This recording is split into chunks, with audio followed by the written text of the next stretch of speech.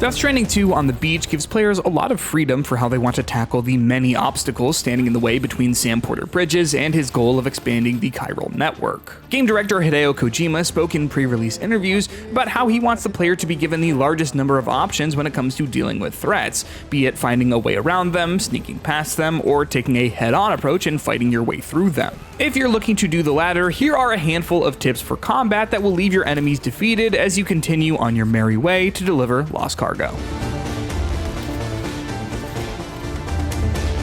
Strands, the rope, not the new additions to the chiral network or the Strand family, are an incredible tool that you can use to tie down your cargo, but they also serve as a useful weapon in your arsenal for dealing with enemies in melee combat. When equipped and at the ready by holding L2, the Strand can be used to parry and stun enemies when they attack you with melee weapons. When holding L2 as an enemy swings at you, the game will slow down for a second as an on-screen prompt tells you to hit R2 to parry.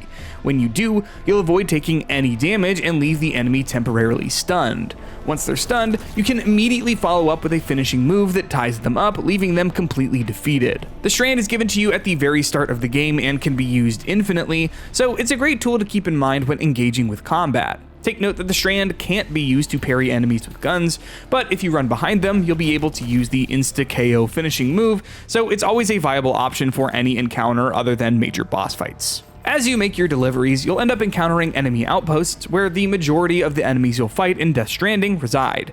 These outposts are avoidable, but it's often quicker to fight your way through them than to go around. Before you engage with enemies, there are a few things you need to know. The first is that the time you enter an outpost impacts how many enemies will be inside it.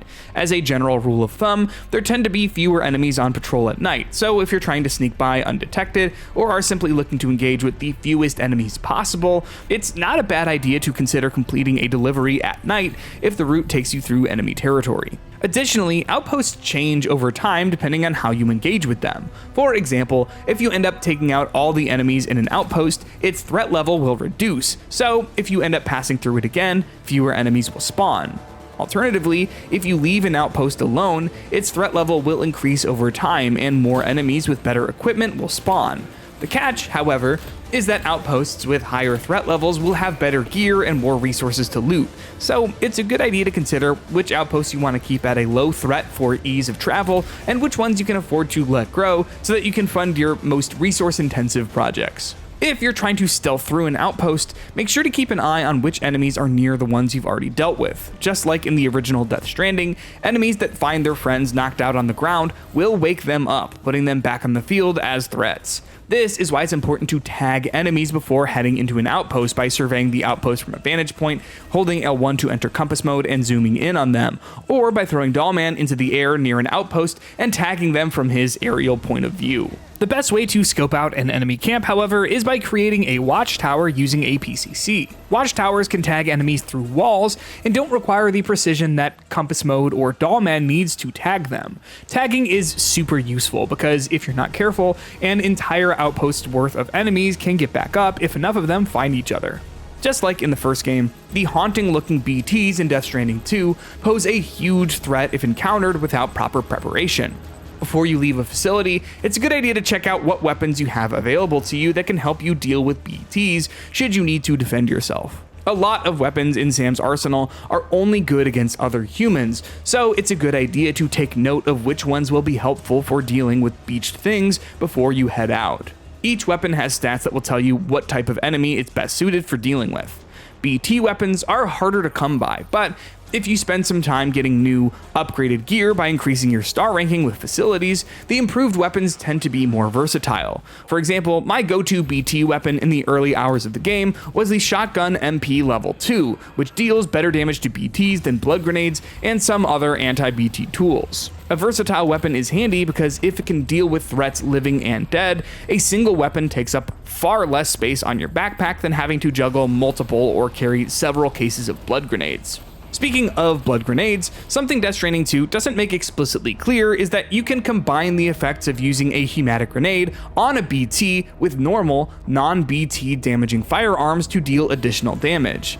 Death Stranding 2 on the beach doesn't include the hematic rounds featured in the first game that were made specifically to damage BTs. However, if you throw a blood grenade at a BT, a cloud of blood will stay in the air for several seconds after it explodes. Since a single grenade isn't enough to take down a BT, you can switch to a normal firearm and shoot through the cloud of blood to infuse the bullets mid-air, turning them into hematic rounds that can kill a BT. It's not a perfect solution, but it can certainly get you out of a pinch if you encounter a horde of BTs that you weren't fully equipped to deal with. There are a lot of good combat options in Death Stranding 2, ranging from the more complicated, like using decoy grenades to startle enemies, to the more straightforward, like simply running into a base and shooting everyone with a shotgun. Perhaps the simplest combat option available to you, however, is just hitting guys with cars. If you end up in a situation where you have to face off against enemies, but don't have a reliable weapon, hitting them with a vehicle will easily and effectively get the job done. You can ram into enemies in a car or a reverse trike, and you'll instantly knock them out. This can be a great strategy for starting a fight with a bang, since you'll likely alert every enemy in a base where you are. Thanks to how durable and easily accessible vehicles are, they're a pretty good option if you're looking to quickly clear out an outpost with a chiral-fueled hit and run.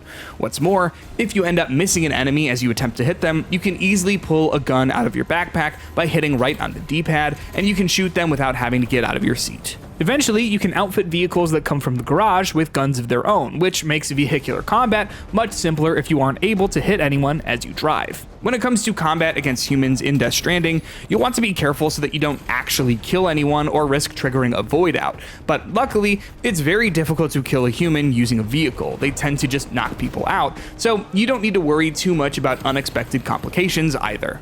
If, for whatever reason, you do want to actually kill human enemies instead of merely knocking them out, Death Stranding 2 on the beach gives you access to live rounds that are lethal to humans. In the game's 7th chapter, a prepper named the Pizza Chef messages you on the SSS after hooking him up to the chiral network and gives you a secret code to enable live rounds. Interestingly enough, however, you don't need to get that far in the story to use the code. You can use it at any time.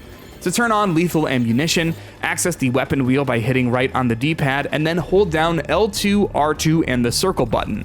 A brief animation will play on the weapon wheel, and the UI will tell you that your weapons are now firing live rounds. Enter the code again to go back to using non-lethal bullets. If you decide to use live rounds, be warned that each person you kill will require you to dispose of their bodies, which is a whole task in itself for dealing with a single dead person, and is a Herculean task if you've cleared out an entire outpost with real bullets. Killing people can also result in getting a worse grade when making deliveries, so it's best not to, but at the very least, Death Stranding 2 gives you the option. There are a lot of melee options in Death Stranding 2, however, Sam's punches aren't the most effective thing for taking out enemies. They'll work in a pinch, sure, but even if you don't have access to a gun or vehicle, there's a very simple way to increase Sam's hand-to-hand combat effectiveness. By holding a piece of cargo in your hand when you get into a fight, you can hit enemies with the cargo to deal far more damage, usually knocking them out in a single hit. To do this, either equip a piece of cargo on your back to one of Sam's hands, or find a stray bit of cargo on the ground and hold R2 or L2, depending on which hand you want to hold it in. With the cargo in hand, attack an enemy using the circle button and Sam will swing the cargo. If your enemy has a gun and is out of punching range, you can throw the cargo in your hand for an instant KO by holding it with L2 or R2, swinging it with circle, and then releasing the trigger you're holding down mid-swing to whip it in the enemy's direction. This strategy is almost always an option, since you'll likely never be carrying absolutely no cargo at any point in Death Stranding 2. But even if you don't have anything on you, enemies usually drop cargo when they're knocked out. So if you take out a single hostile, they'll drop a weapon you can use, even if the cargo isn't technically a weapon.